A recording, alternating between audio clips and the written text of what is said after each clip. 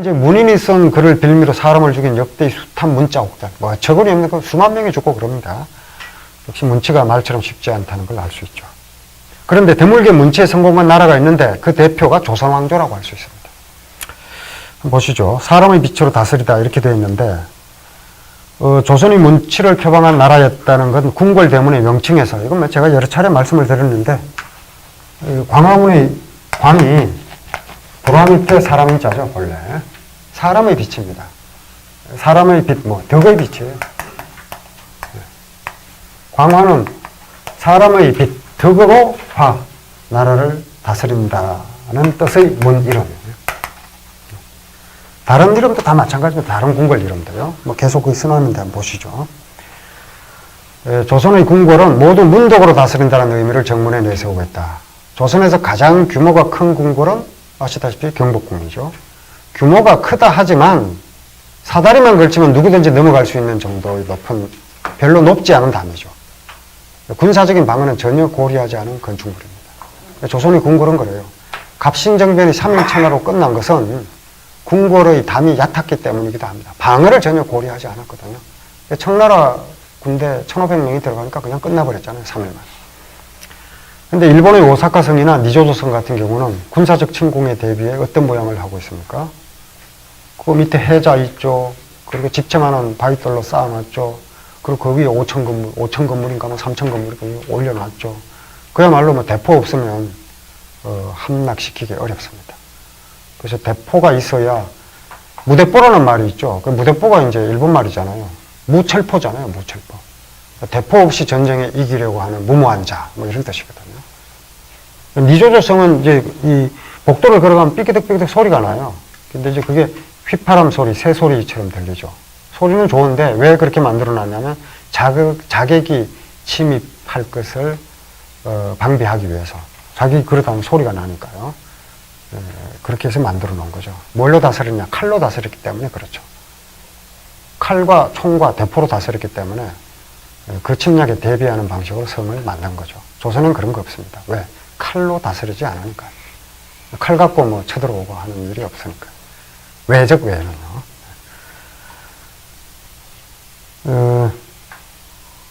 그리고 이제 경복궁의 경복, 이게 이제 큰 복이라는 뜻입니다. 시경에 나오는 말인데, 이게 이제 그 구절 보시면요. 기취 이주하고 기포 이덕하니 군자만년의 계의경복이라 이렇게 되어 있습니다. 이미 술에 취하고 기포 이덕, 이미 덕에 취하다. 덕에 배부르다. 덕으로 배부르다. 이게 이제, 이것도 이제 얘기해 보면요. 천자는 한 숟갈 먹고 숟가락을 내려놓습니다. 다 배부르다. 왜? 덕으로 배부르기 때문에, 덕으로 이미 배부르기 때문에 한 숟갈만 먹어도 배가 부른 거죠. 제후는 2숟갈 먹고 숟가락을 내려놔요. 제후도 덕이 높기 때문에 2숟갈만 먹어도 배불러요. 덕으로 이미 배부르니까. 근데 천자보다는 덜 높기 때문에 2숟갈 먹는 겁니다. 그러니까 제후가 한 숟갈 먹고 배부르다 그러면 참남된 행위인 거예요.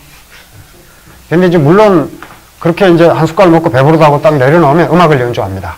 표정 만방지곡 이런 거 연주하면 이제 또 한 숟갈 먹고 이런 식으로. 밥 먹는데 한참 걸립니다. 예, 그런 식으로 이제 이름을 붙인 거고요.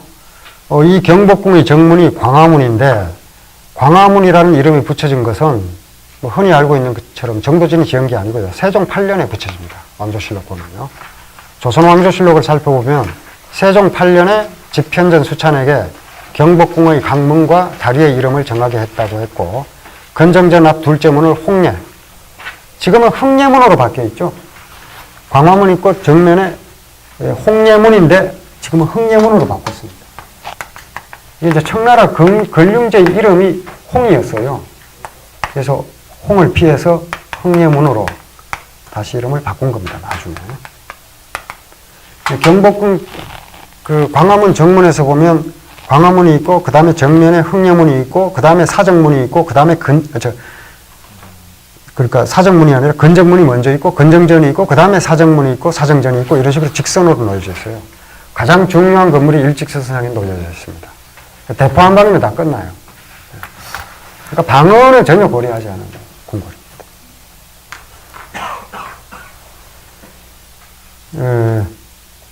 광화의 광자가 무슨 뜻인지 풀이한 대목은 말씀드렸으니까 넘어가고요. 그 다음 문단 보시면 경복궁뿐 아니라 창덕궁은 도남은 대덕도나 소덕천류 중용에 나오는 건데 덕으로 다스린다는 뜻이에요. 창경궁은 홍암은 역시 큰 덕으로 다스린다는 뜻이고 덕수궁은 인암은 덕의 어떤 인이잖아요. 도나는 중용에 나오는 말로 대덕을 형용한 것이고 홍화는 서경에 나오는 말로 역시 큰 덕으로 나라를 다스린다는 뜻이고 인화의 인은 말할 것도 없이 덕의 어떤이다. 결국 조선궁궐의 문들은 모두 큰 덕으로 백성들을 감화시킨다는 뜻을 새겨둔 셈입니다. 그러니까 이 조선시대 궁궐을 가서 감상을 하려면 사서오경의 내용을 알아야 제대로 감상이 됩니다. 전부 거기서 딴 이러면. 그리고 이제 뭐 궁궐 대문이 그렇다고 해서 문체의 나라다 이렇게 말하기는 어렵겠죠. 그것만으로는. 문자의 나라입니다, 조선이. 계속 보시죠. 조선이 문체의 나라였다는 또 다른 근거로 방대한 기록의 생산, 곧 문자의 생산을 들 수 있다. 이를테면 조선의 역사를 기록한 조선왕조실록은 글자 수가 5천만 자에 달합니다. 5천만 자가 어느 정도 분량이냐? 중국 역사서, 전설의 시대인 황제 때부터 근세에 이르는 청나라 때까지 역사를 각 왕조별로 기록한 중국의 역사서, 정사 모두 합치면 25사거든요. 그건 3천만 자 정도 됩니다. 그러니까 1,000만 자가 더 많은 양이다. 거의 한 3천 몇백만 자니까 1,000 몇백만 자가 더 많아요. 조선왕조. 단일 왕조의 역사 기록. 세계 최대죠. 그 실록의 자료가 되었던 성정원 일기는 무려 2억 4천여만 자예요. 2억 5천만 자 가까이 됩니다. 근데 그게 3분의 2 정도밖에 남아있지 않은 거예요. 다 남아있는 게 아닙니다. 그래서 이게 모두 이제 세계 기록유산이죠. 게다가 세계 역사상 유례가 없는 실로 엄청난 양의 기록물이죠. 게다가 이런 기록의 생산을 담당했던 사관들에게 사실을 있는 그대로 기록할 수 있도록 독립적 지위와 익명성을 보장했으며 사관의 후임은 임금이 명령하는 게 아니라 사관이 임명합니다. 그러니까 인사권을 독립시킨 거죠. 임금이 하지 못하게 한 거죠. 그리고 수장된 기록은 임금을 포함한 누구도 열람할 수 없게 해서 기록의 공정성을 확보했다. 보려고 하면 안 돼요. 보려고 했던 게 세종이 보려고 했다 그랬죠. 말씀드린 적이 있는데. 근데 병계랑 황계 뭐 이런 신하들이 만약 주상께서 기록을 보시고 다시 내려주신다면 아무도 이 기록을 믿지 않을 것입니다. 이렇게 얘기를 하거든요. 믿을 수가 없겠죠. 세종이 자기 아버지 어떻게 썼는지 보고 싶어 했겠죠. 자기 아버지 사람 많이 죽였잖아요, 태종이. 사람 많이 죽였다고 기록되어 있죠. 그러니까 그렇게 기록되어 있을 것 같으니까 보자 그랬는데 안 보여준 거죠. 세종은 안 봤습니다.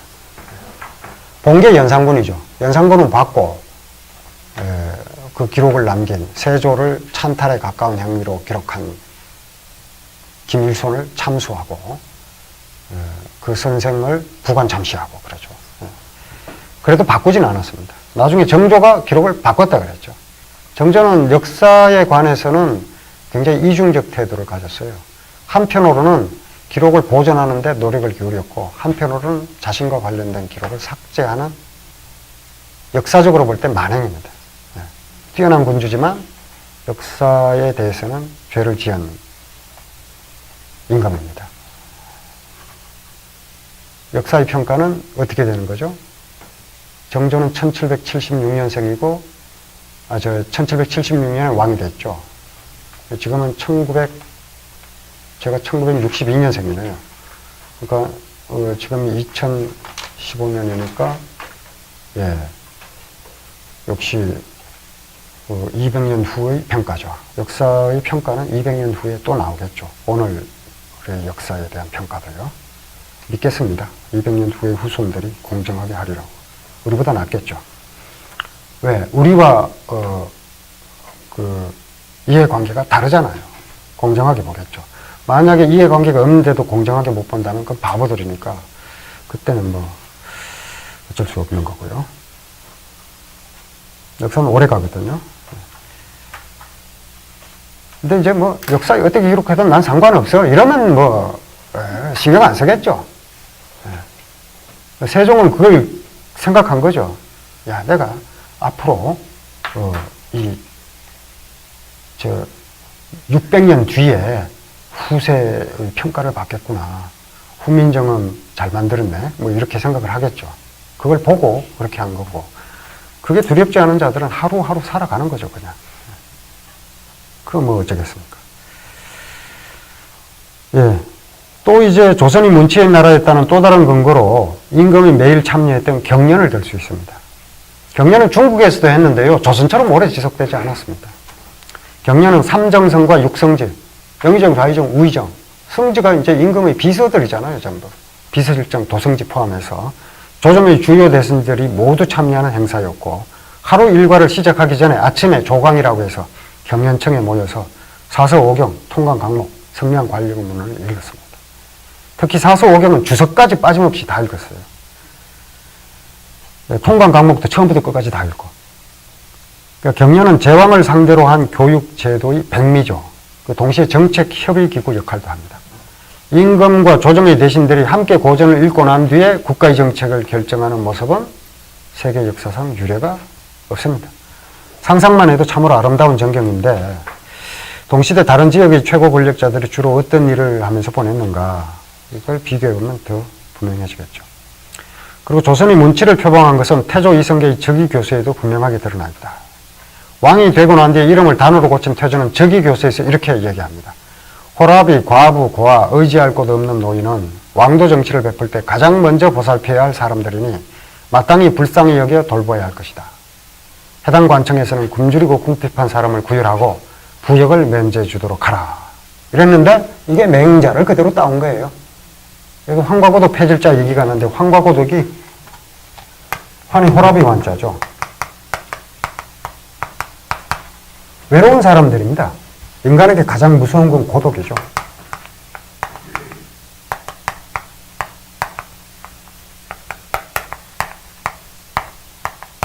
이 환은 호랍입니다. 왜 물고기 여자가 붙어 있냐면 이게 물고기 환자거든요. 물고기는 잘 때 눈을 감지 않죠. 눈을 감을 수가 없으니까 눈을 뜬 채로 자죠. 호랍이는 이 근심 환자의 환자와 통합니다.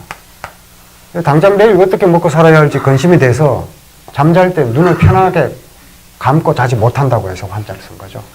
과는 과부입니다. 이거는 고하고, 이건 홀로 사는 노인, 독거노인이에요. 그러니까 호랍이가 눈을 감지 못하고 편안하게 잠 못 자는데 과부, 고아, 홀로 사는 노인이 편안하게 잠자겠습니까? 호랍이는 아마 그중 가장 나은 형편에 속하겠죠. 근데 가장 외로운 사람들이라는 뜻이에요. 고가 이제 가장 잘 설명하고 있죠. 외로운 사람들. 지금 현대인이 느끼는 고독과는 다른 고독이죠. 이 절대 고독이거든요. 천하에 하소연할 곳이 없다. 물론 현대인의 고독도 만만치는 않습니다. 지금 고독마저 사라져버렸죠. 고독한지 좋다 모르죠. 고독마저 우리 곁을 떠나버리면 진짜 고독의 시대에 살고 있죠. 우리 뭐 계속 연결되어 있잖아요. 접속 상태잖아요. 그런데 외롭죠. 이제 좀 다르고, 이제 독이라고 하는 게 이제 홀로 사는 노인인데, 요즘은 독거 청년이죠, 또. 요즘은 뭐, 노인도 홀로 살고, 청년도 홀로 살아요. 예, 이게 참. 네, 어쨌든, 그건 요즘 얘기고요. 조선시대의 책임을 물을 수 있는 게 아닙니다. 예, 이건, 그러면 헛발질이 되는 거고요. 어쨌든 이 이념을 내세웁니다. 물론, 국가 건국 이념이니까 이데올로기라고 봐야 되겠지만, 어쨌든 그 이데올로기는 지금 민주주의도 이데올로기죠. 우리가 민주주의 시대에 살고 있지만 모든 가치를 민주주의 방식으로 처리하지 않는 것처럼 조선도 마찬가지입니다. 4대 부대림이 다 이 가치를 지키면서 살았다고 할 수는 없죠. 어쨌든 이 즉위교서를 지은 건 누구냐면 정도전이에요. 정도전이 이걸 써서 올렸고 태조에게 문도꼭 써서 바칩니다. 우리 임금의 덕이 순임금보다 더 훌륭하다. 이러면서요. 문도. 그리고 언로를 열어야 된다. 이렇게. 개언로를 열어야 한다. 언이라고 하는 거는 이 입구자가 아래에 있고 그 말이 위로 퍼져 올라가는 거라 그랬죠. 아래에 있는 말이 위로 올라가는 거. 그게 말이 살아있는, 언론이 살아있는 시대입니다. 지금도 언론이 살아있다고 얘기하기는 어렵죠. 왜냐하면 낮은 쪽의 말은 잘 들리지 않죠. 걸핏하면 뭐 폭력 시위다 뭐다 이렇게 얘기를 하는데 그렇게 폭력적인 방식으로 말을 해도 안 들어주잖아요. 몸을 던지면서 말을 해도 안 들어주죠. 들리질 않죠. 신문에 안 나오잖아요. 그러니까 폭력이었다는 얘기만 나오지 그 사람들이 무슨 주장을 했다는 얘기는 없잖아요. 언론이 죽어 있는 거죠. 그런 걸 열어야 된다는 거예요. 조선시대 이게 그럼 다 완벽하게 구현이 됐다. 이건 아닌데 이념은 이랬다 이거예요. 근데 이게 정도전의 설계입니다. 그리고 정도전은 허망하게 죽었지만 본인 다 흑사가 됐다고 했지만 사실은 뭐 송연방 술 한 잔에 흑사가 되었다 이렇게 마지막 시를 쓰고 죽어버렸나. 근데 이제 어쨌든 조선은 정도전의 설계, 경국대전이 성종대에 완성되면서 정도전이 초안을 작성했던 조선 경국전 뭐 이런 걸 통해서 경국대전이 완성되는 거거든요. 그리고 성리학의 나라가 됐으니까 그대로 갔다 이렇게 볼 수 있겠죠. 근데 이제 이게 정도전이 그 맹자의 그 개성자예요. 그러니까 정몽주 같은 경우는 고려 왕실을 그대로 두고, 근데 이제 아이러니한 게 그거죠. 정도전에게 맹자를 처음 읽으라고 권해준 게 정몽주입니다. 정몽주가 정도전보다 7살이 많거든요. 거의 스승이에요. 그런데 정도전은 고려를 뒤엎고 새로 조선을 세우는 방식의 길을 갔고, 원래 같은 쪽입니다. 전부 다. 전부 신진사류예요. 친명파고. 이념적으로 같아요. 불교의 폐단을 극복해야 된다 얘기를 했고. 같은 쪽이었는데 그래서 공양왕을 세울 때 정몽주와 이태조가 그 이성계가 같이 추대를 해서 공양왕을 세웠는데 정몽주는 자기가 세운 왕을 자기가 끌어내릴 수 없잖아요. 그러니까 충신이죠. 그 이성계는 자기가 세운 왕을 자기가 끌어내렸지만 자기가 왕이 됐으니까 또 다른 논리입니다. 다른 사람들은 왕이 된 게 아니라 끌어내는데 일조했으니까 정몽주 입장에서 보면 정도전도 다 역심이죠. 그런데 두 사람의 차이점은 뭐냐면 정몽주는 어쨌든 고려를 그대로 유지한 상태에서 개혁을 하려 했고 정도전은 가능성이 없다고 본 거죠. 가능성이 없고 새로운 왕조를 세워야 되겠다는데 그것도 타당하게 설명이 됩니다. 왜냐하면 정도전이 공양왕한테 계속해서 상소를 올리는데 하나도 받아들여지지 않거든요. 결국 이제 이 나라에 희망이 없다 이렇게 보고 세기를 갔으니까 그것도 나름대로 타당한 길을 갔다 이렇게 볼 수 있습니다. 그런데 제가 이제 얼마 전에 한국 철학사를 냈잖아요. 그 책을 내고 나서 출판사에서 설문조사를 했는데 한국을 대표하는 철학자가 누구냐 그래서 설문조사 결과를 제가 잠깐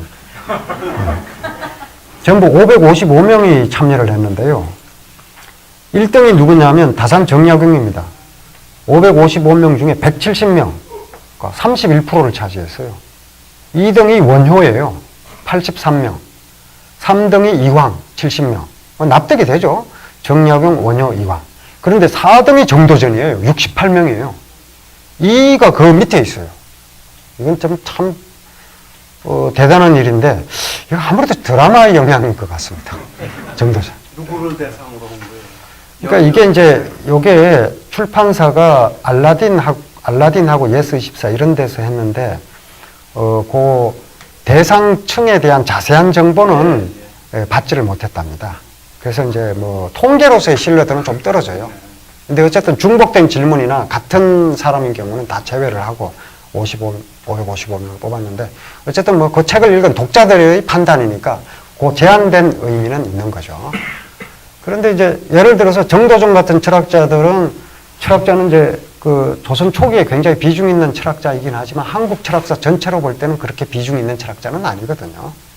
결국 뭐냐면 저런 거죠. 어떤 사회에 그 탁월한 인물이나 이게 있다면 그런 탁월한 인물을 생산할 수 있는 조건이 돼 있느냐. 근데 한국 사회는 아직 그런 게 잘 안 된 것 같아요.